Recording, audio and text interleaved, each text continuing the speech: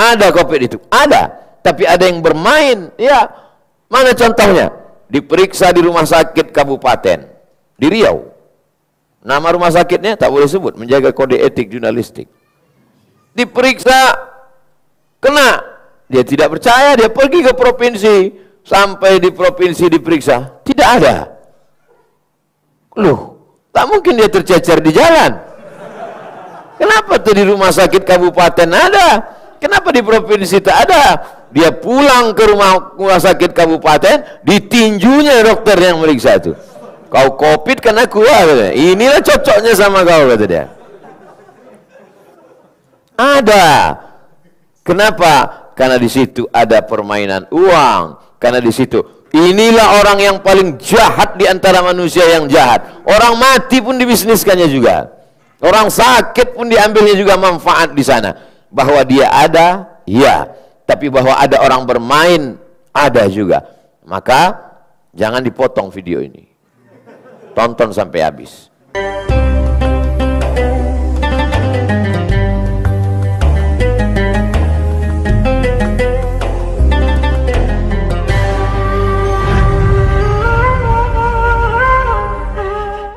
Saudara yang dimuliakan Allah Subhanahu wa taala, akhirnya selalu saya katakan, kita akan berbuat sesuatu kalau targetnya jelas. Sama seperti orang memanah. Apa yang mau dipanah? Kau panah aja lah, kemana arahnya. Tak jelas. Lari juga begitu.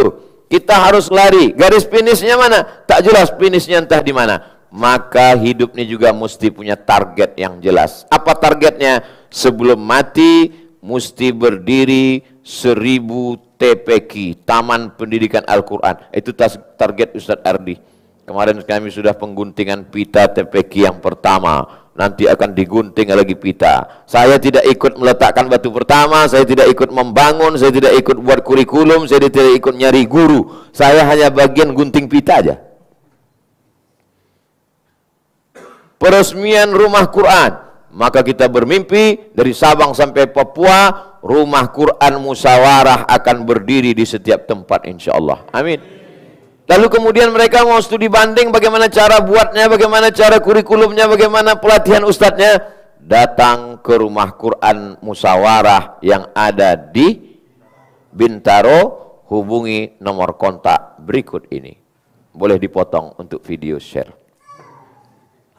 Kalau targetnya jelas, kalau hanya sekedar ketemu, datang, makan, ketawa, ngaji, pulang, update. Setelah itu lihat berapa like-nya. Apalah makna pertemuan perkumpulan kita? Maka ke depan mesti ada targetnya. Sekarang sudah punya rumah Quran, 1. Jangan puas dulu. Berapa target rumah Quran ke depan? Sekarang sudah punya 1 masjid di Semarang. Jangan bahagia dulu. Apa target ke depan? Maka target-target itulah yang membuat kita hidup. Kita sekarang sedang membuatkan relnya. Lokomotifnya jalan, relnya kuat. Masinis boleh mati, tapi kereta api tidak boleh berhenti. Bukan hadis Nabi. Dapat saya di grup WhatsApp.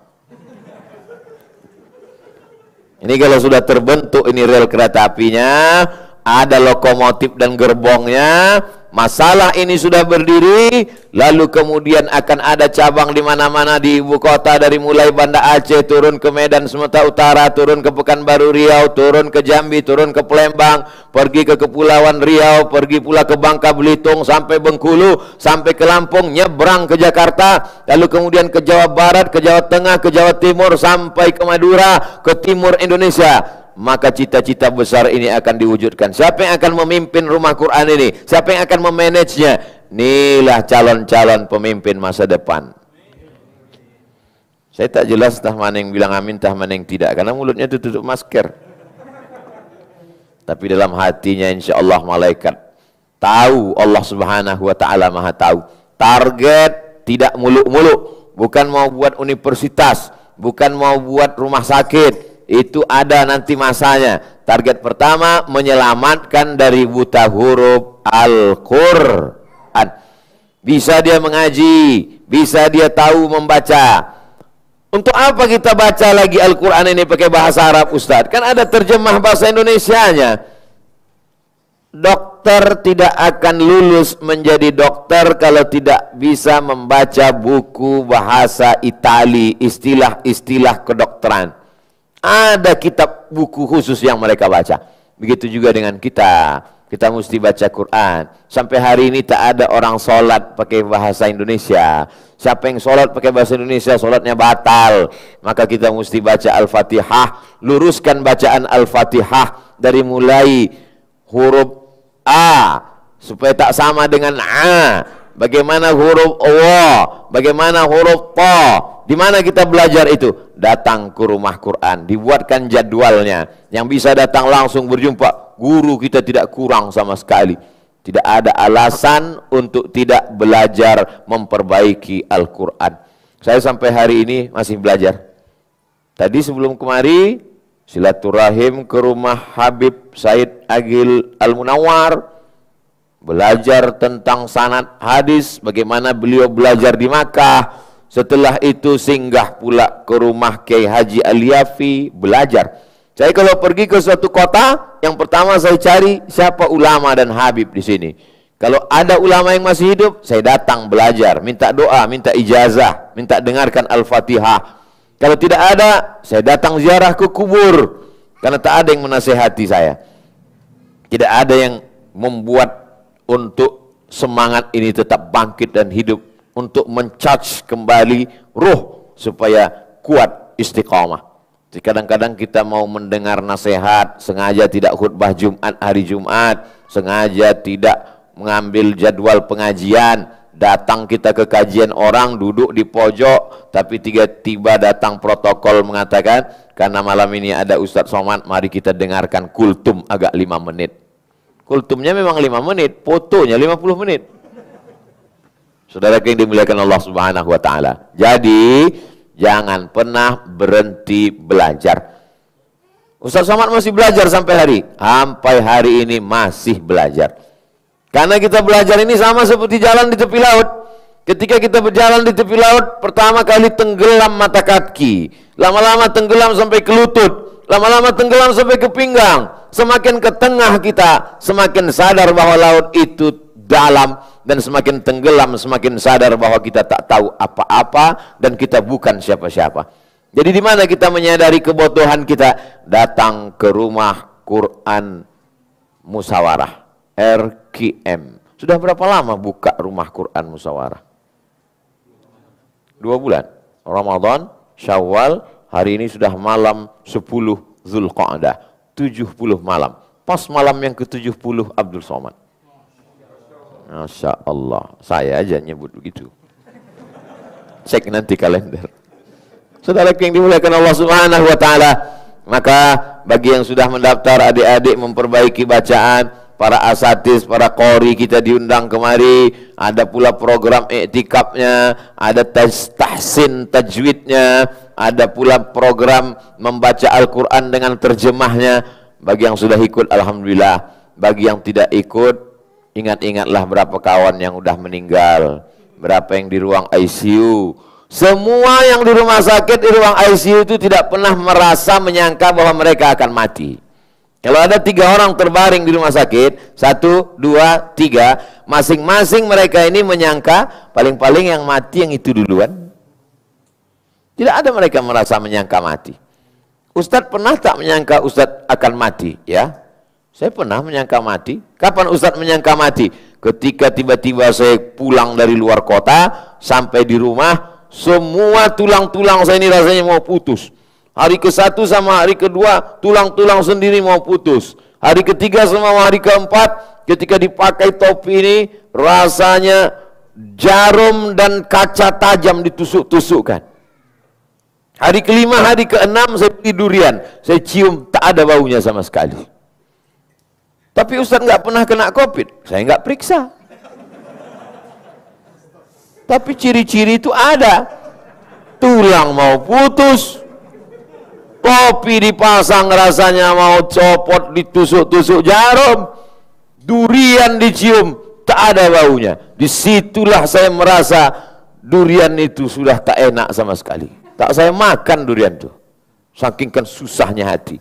Saya ambil kertas, saya tulis pesan. Wahai anakku, kalau aku mati jangan kau kedukun.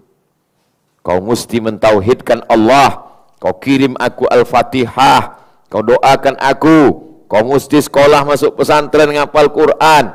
Karena saya sangka pada hari ke-9, ke-10 napas sudah pendek sekali. Judulnya setengah napasku pergi. Begitu beberapa hari saya minum madu, lalu kemudian saya minum vitamin C pagi, petang, siang, hilang. Sehat sampai sekarang. Kena prank saya. Hidup sampai sekarang. Saya yakin dan percaya, saya hidup itu memang takdir belum mati. Tapi pastilah ada orang-orang yang mendoakan saya, dan di antara yang mendoakan saya itu adalah musyawarah. Mereka pasti mendoakan. Kenapa? Karena kita masih ada ikatan jadwal beberapa kali pertemuan. Ya Allah, 2021 ini kami masih ada sampai Desember. Jangan matikan dulu Ustaz Abdul Somad. Masalah setelah kepengurusan ini terserahlah ya Allah. Masya Allah, tabarakallah. Akhirnya sampai hari ini hidup. Jadi dengan datangnya COVID ini kita semakin merasa mati itu dekat sekali. Dekat sekali. Datang saya ke makam sahabat guru kami, Ustadz Tengku Zulkarnain. Datang saya lihat di nisan itu tulisan 700 sekian. Komplek pemakaman kena COVID. Saya tanya, ini angka 7 ini apa? Berarti orang sepekanbaru ini yang sudah meninggal, inilah 700 sekian. Masya Allah, innalillah, subhanallah, la haula wa la quwata illa billah. Semakin terasa bahwa kematian itu mengintai, dekat sekali kematian itu. Saya Ustaz Abdul Somad tidak percaya dengan COVID itu, kata dokter. Ada dokter tak percaya sama COVID. Tiba-tiba kena COVID. Gimana Pak? Percaya saya Pak Ustaz. Saya pernah tugas di Bosnia, pernah di Irak, Baghdad. Tapi ini yang paling menyakitkan Pak Ustadz. Bahwa dia ada, ya. Tapi ada yang bermain, ya. Ada COVID itu, ada. Tapi ada yang bermain, ya. Mana contohnya? Diperiksa di rumah sakit kabupaten di Riau. Nama rumah sakitnya tak boleh sebut, menjaga kode etik jurnalistik. Diperiksa, kena. Dia tidak percaya, dia pergi ke provinsi. Sampai di provinsi diperiksa, tidak ada. Loh, tak mungkin dia tercecer di jalan. Kenapa tuh di rumah sakit kabupaten ada? Kenapa di provinsi tak ada? Dia pulang ke rumah sakit kabupaten, ditinjunya dokter yang meriksa itu. Kau COVID kan aku, inilah cocoknya sama kau, kata dia. Ada. Kenapa? Karena di situ ada permainan uang. Karena di situ inilah orang yang paling jahat di antara manusia yang jahat. Orang mati pun dibisniskannya juga. Orang sakit pun diambilnya juga manfaat di sana. Bahwa dia ada, ya. Tapi bahwa ada orang bermain, ada juga. Maka jangan dipotong video ini. Tonton sampai habis. Kalau tak ada paket, ku kirim nanti. Saudara yang dimuliakan Allah Subhanahu. Ustaz kok berani janjikan paket? Ada Mas Baim. Saudara yang dimuliakan Allah Subhanahu wa taala, yang nama-namanya takut disebut dekat dengan saya, nanti sebelum diupload kalian edit dulu. Nama Mas Baim tadi ganti dengan Ari Untung. Saudara yang dimuliakan Allah Subhanahu wa taala, setelah kita tetapkan bahwa hidup ini ada target yang mau dicapai, saya mau bangun masjid, saya mau buat rumah Quran, saya mau bangun TPQ, saya mau menyantui anak yatim, fakir, miskin dan duafa, itulah yang membuat kita akan semangat terus cari duit. Seperti pernah saya lihat di YouTube.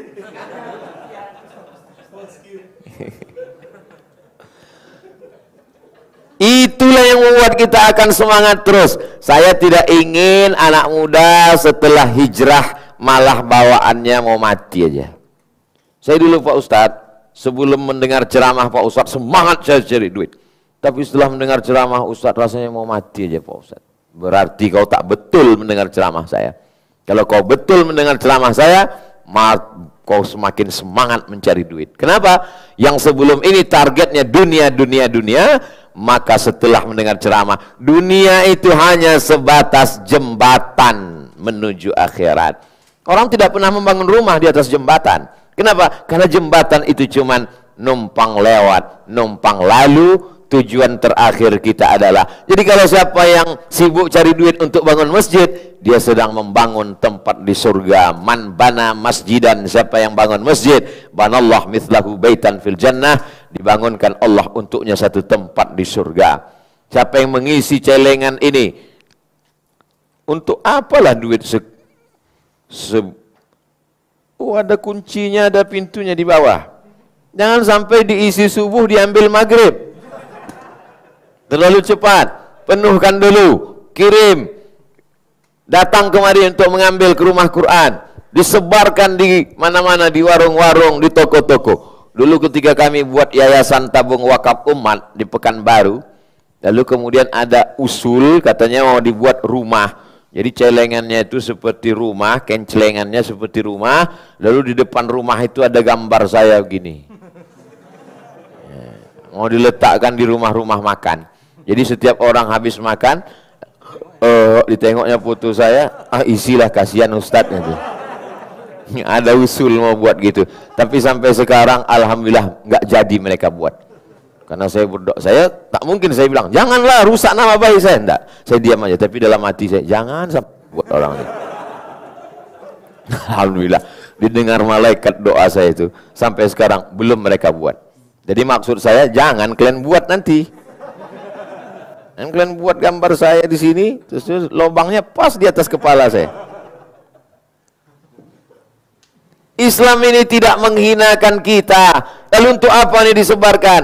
Letakkan di kamar anak kita, letakkan di dekat dapur, di atas kulkas. Supaya apa? Supaya mungkin bagi kita tak bermakna, tapi dia amat sangat bermakna. Ini sebenarnya simbol saja, sekedar simbol saja. Yang aslinya mana? Itulah yang kau transfer ke nomor rekening berikut ini. Alhamdulillah Pak Ustadz, sudah saya transfer. Meleleh air matanya cerita transfer. Kenapa? Rupanya salah ketik. Untuk program Rumah Quran, aplikasi Bank Syariah Indonesia, kirim ke nomor berikut ini. Saking banyaknya aturan untuk Rumah Quran, ketik 0 sekian di ujung. Untuk pembangunan masjid, ketik saking payah-payahnya, atau ketik 60 sejuta. 3 hari menangis, bengkak biji matanya. Alhamdulillah Pak Ustadz, suami saya tuh hatinya keras Pak Ustadz, gak pernah mau menangis. Tapi begitu ikut musyawarah, ya Allah Pak Ustadz, luar biasa sentuhan nurani Ustadz katanya. Apa yang nurani? Salah kirim. Saudara yang dimuliakan Allah Subhanahu wa ta'ala, ini Rumah Quran adalah tempat membuat kita menghilangkan kepenatan hidup yang selama ini terlalu disibukkan. Hidup ini sama seperti orang tawaf. Kalau dia tidak tahu hitungan, dia tidak tahu tempat berhenti, dia akan berputar terus. Pagi, petang, siang, malam, hari menjadi bulan, bulan menjadi tahun, tahun menjadi windu, sampai akhirnya tua, mati. Kalau langsung mati tak apa-apa, setengah mati. Kalau sekedar susah tak apa-apa, menyusahkan orang lain. Maka kalau bisa, kita minta kepada Allah SWT menemukan titik balik. Titik balik kita di Hajar Aswad. Di Hajar Aswad kita tahu bahwa putaran kita sudah 3. Di Hajar Aswad kita tahu bahwa putaran kita sudah 7. Dan di situ kita berakhir, pindah menuju kehidupan yang lain. Faiza faragta fansab. Kalau kau sudah selesai, maka carilah ibadah yang lain. Kalau sudah selesai dari satu aktivitas, buat program yang baru. Tapi jangan sombong, jangan angkuh. Wa ila rabbika farghab. Berhadaplah, berharaplah, hadapkan wajahmu, minta kepada Allah Subhanahu wa ta'ala. Hari ini, dulu saya katakan, kalau bisa ngumpullah buat pengajian. Saya lihat ngumpul dengan Ustadz Adi Hidayat, ngumpul dengan Ustadz Umar Mita, ngumpul dengan Ustadz Ridwan, ngumpul dengan Ustadz Salim Afillah, ngumpul dengan Ustadz Abdul Somad, ngaji Beberapa tahun ini kita ngaji. Sekarang bukan sekedar ngaji, tapi ada target. Target-target sudah tercapai, jangan berhenti. Kenapa? Karena kalau sudah kita fahami ada orang sudah cukup banyak baca Quran, sesungguhnya yang tidak bisa baca Quran lebih banyak lagi. Kalau kita katakan majelis kita ini ramai, ini memang nggak berapa banyak yang offline Ustadz, tapi yang online banyak. Maka sesungguhnya yang tidak ikut ngaji jauh lebih banyak lagi. Jadi jangan bahagia, jangan senang dulu, karena kita melihat masih banyak beban di masa akan datang. Saya ikut pengajian ini maunya meringankan beban Pak Ustadz. Setelah ikut pengajian Ustadz bertambah beban pikiran saya. Saya maunya enjoy Pak Ustadz. Kalau agama ini enjoy berarti sama lah seperti ucapan Karl Marx. Marxisme, aliran Marx, komunis, itu didirikan oleh seorang tokoh Yahudi dari Rusia. Namanya Karl Marx. Karl Marx mengatakan agama itu opium. Agama itu candu. Sama seperti orang pakai sabu-sabu, ineks, ganja. Hanya sekedar menenangkan saja. Buat dosa, buat maksiat, mencuri, berzina, makan haram, ingin tenang, lalu pergi ke Makkah nangis di pintu Ka'bah. Ya Allah. Habis itu buat dosa lagi. Apalah beda kita dengan Abu Jahal, Abu Lahab? Buat maksiat, buat dosa, habis itu mengadu kepada Allah. Beragama bukan mencari ketenangan palsu. Beragama adalah beriman, beramal soleh, punya target, sampai akhirnya kita pun mati menghadap Allah. Mudah-mudahan kita semua ini berakhir dengan husnul khotimah insyaallah. Saya ucapkan selamat, tahniah sudah berdirinya rumah Quran. Kita tetap jaga ini bersama. Mari kita pupuk kebersamaan. Yang selama ini tidak aktif, saya ajak mari aktif. Ustadz Somad ke Jakarta setahun 4 kali, berarti 3 bulan sekali. Sekali datang 4 hari. Perdatangan sekali ini Kamis, Jumat, Sabtu, Ahad, besok pulang, 1 hari 3 pengajian macam makan obat. Pagi, siang, malam, besok juga pagi, siang, malam. Maka pertemuan kita insya Allah bermakna dan bernilai amal soleh. Ada jamaah yang bilang, dokter dia, datang dia ke saya. Dia bilang, Ustadz ini kalau made in Jepang sudah lama mati, kata dia. Lalu kenapa sampai hari ini kita masih sehat? Karena ketika berjumpa dengan antum, di badan antum ada ruh, di dalam diri antum ada ruh. Maka ketika ruh ana ketemu dengan ruh antum, ruh saya bertemu dengan ruh kalian, maka ruh itu saling menguatkan. Al-arwahu junudun mujannadah. Berjumpa dengan ruh Ustadz Salim, maka saling menguatkan. Mata jendela jiwa. Beda kita jumpa orang dengan jumpa baleho, itu beda. Beda kita jumpa orang asli dengan jumpa orang di TV, itu beda. Oh kalau gitu kami nggak usah ikut online lah Pak Ustadz. Online pun agak kuat-kuat lah sedikit. Nah, yang online tetap aja ikut. Nah ini semua adalah menguatkan jiwa kita. Karena kalau jiwa ini kuat, badannya insya Allah ikut kuat. Makanya dalam lagu kebangsaan Indonesia, bangunlah jiwanya dulu. Setelah jiwa baru bangun badannya. Kalau kita hanyut di tengah laut, terombang-ambing, dipukul ombak, diempas gelombang, maka kita kasih tanda minta selamat, SOS, save our soul. Soul, jiwa. Kenapa tidak sob? Mestinya kan sob. Selamatin gua dong sob. Save our body. Selamatkan badan saya, karena badan ini tak ada apa-apanya. Kalau jiwanya kuat, maka insya Allah badannya kuat, imunnya pun kuat, bangkit energi positif, bangkit adrenalinnya. Kalau sudah imun kuat, maka COVID-nya tumbang. Ada tentara-tentara di badan kita, ini namanya imun. Ketika ada penyakit, dia serang langsung. Tapi kalau imunnya lemah, maka hancurlah kita. Bukan kata saya, kata dokter. Dokter itu cerita sama Ustadz, ya. Kalau saya ketemu saya dokter ketemu sama saya biarkan dia bercerita. Supaya ada bahan saya. Man takallama fi ghairi fannihi ata bil ajaib. Siapa yang bicara bukan pada bidangnya ngomongnya ajaib-ajaib. Aneh-aneh. Oh, begitu cara kerja tubuh itu ternyata. Membangkitkan imun itu adalah dengan beribadah kepada Allah. Bangun malam, ambil wudu, berzikir, tahajud, berbisik ke lantai, makhluk langit, malaikat-malaikat mendengar dan mengaminkan doa-doamu. Setelah itu kau pun menjadi kuat. Ada orang kuat Pak Ustadz, walaupun dia nggak sholat, nggak puasa, kawan saya itu kuat. Ya, berkawan sama jin, hantu, nyi blorong, sundel bolong, meminta kepada setan. Ada dalam surat Al-Jin juz 29. Ya'udzuna birijalim minal jinni. Ada sekelompok manusia minta perlindungan dari kalangan jin. Kita tidak berteman dengan jin. Kita tidak minta kawan dengan jin, karena jin sekarang pun materi juga. Ketika kita minta tolong, malah dia balik nanya, wani piro. Maka kita mintanya hanya kepada Allah. Iyyaka na'budu wa iyyaka nasta'in. Kalau ada orang melihat burung hantu tiba-tiba ketakutan, melihat anjing hitam tiba-tiba ketakutan, menabrak kucing tiba-tiba ketakutan, tangannya terasa gatal tiba-tiba dia tersenyum, akidahnya bermasalah. Ustaz dapat dari mana itu? Ada di Instagram. Kenapa bermasalah? Karena dia meyakini bahwa madarat dan manfaat datang disebabkan oleh sesuatu. Jadi Ustaz kalau ngelihat burung hantu, Ustaz tidak takut. Belum pernah jumpa lagi. Tak pernah Ustaz nampak burung hantu. Ada di dalam sarang burung punya orang. Burung hantu aja bisa terkurung. Ternyata hantu pun tak bisa menyelamatkan dia. Bagaimana pula dia mau menakut-nakuti kita? Pakailah akal.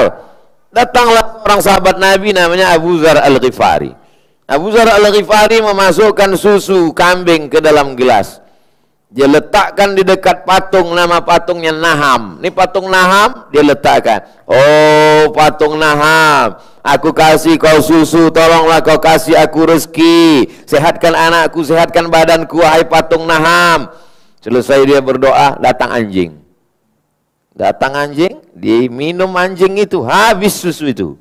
Setelah susu itu habis, diangkat anjing tuh kakinya sebelah, kencing dia di gelas itu. Berpikir Abu Dzar, susunya aja diminum dia tak bisa ngelawan, dikencingi tempat air minumnya pun dia tak bisa ngelawan. Ngapain ku sembah dia? Pakai aja otakmu sikit aja kau pakai. 0,1% aja kau pakai, insya Allah kau tinggalkan patung Naham ini. Tapi karena tidak dipakai itu otaknya, makanya ada namanya musabakoh otak internasional. Otak dari Jepang, murah sekali harganya. Kenapa? Tertulis use it, sudah terpakai. Tapi ada satu otak negaranya lupa, saya entah dari mana, mahal sekali, belum pernah dipakai. Nanti Ustaz Salim akan menjelaskan. Biar supaya ada kawan saya dibully, masa saya sendiri terus. Saya nggak mau masuk surga sendirian. Saudara yang dimuliakan Allah Subhanahu wa Ta'ala. Udah berapa menit saya bicara? Bicara di depan jamaah kadang terasa lama, tapi di depan musyawarah ini luar biasa, lebih lama dari biasanya. Saudaraku yang dimuliakan Allah Subhanahu wa Ta'ala, tujuan saya tak banyak, supaya kita jaga rumah Quran ini. Saya tidak mau ke depan, kemana rumah Quran? Innalillahi wa inna ilaihi raji'un, Pak Ustaz. Itu prasangka Ustaz saja. Saya ingin ke depan saya diundang dalam rangka wisuda anak-anak tahfiz rumah Quran. Seperti tadi pagi, saya diundang acara wisuda 142 orang hafal Quran. Pemberian piagam penghargaan sekaligus piala pada penghafal Quran. Masya Allah, fotonya sudah berserak-serak entah kemana-mana, dari Sabang sampai Papua. Padahal saya tak pernah ngajar, saya bagian foto aja. Saudara yang dimuliakan Allah SWT. Begitu juga dengan rumah Quran musyawarah. Saya tidak ikut mendirikannya, saya tidak ikut membiayainya, tapi insya Allah nanti pada acara wisuda, acara anak-anak rumah Quran musyawarah, kita buat besar-besaran setelah Covid pulang kampung insya Allah. Covid itu sampai sekarang tidak pulang kampung karena larangan mudik. Dia kemarin sudah mau, itu salahnya karena kita tidak mengontrol yang dari luar itu datang ke dalam. Andai di airport itu dipasang dari dulu genos, maka Covid itu tak masuk. Karena pas disuruh pakai genos, dia tak lulus. Hari ini apa yang terjadi? Kalau kita protek diri kita dengan cuci tangan, hand sanitizer, pakai masker, menjaga jarak, insya Allah. Pak dokter, bagaimana cara menjaga diri saya nih Pak Ustadz? Pak Ustadz tenang saja, menjaga diri cukup dengan pakai masker, cuci tangan. Karena kalau dicuci, insya Allah pakai hand sanitizer, pakai alkohol dia mati, lalu kemudian pakai masker, karena dia masuknya melalui mulut dan lubang hidung. Belum ada kabar dia bermutasi masuk ke telinga. Belum ada. Tak tahulah entah COVID yang edisi berapa itu nanti yang bermutasi masuk ke telinga. Kalau itu terjadi, na'udzubillah, paksa menyumbat kita semua. Tak ada lagi ceramah. Ceramah tersumbat semua, tutup. Ini pun nanti, seingat saya mulai lockdown tidak bergerak mulai Maret 2020. Berarti Maret 2020 satu sudah setahun, berarti sudah setahun setengah hampir. Jadi kalau 2 tahun ini pakai masker ini 2 tahun, berarti kalau COVID ini berakhir 2 tahun ke depan kita mesti pakai masker terbalik untuk menyeimbangkan telinga yang tertarik selama 2 tahun. Nah, itulah. Nah, saking kan azabnya. Allah Subhanahu wa Ta'ala sedang menunjukkan Amerika yang katanya adik kuasa tak berdaya. Korea, Jepang katanya hebat, tumbang.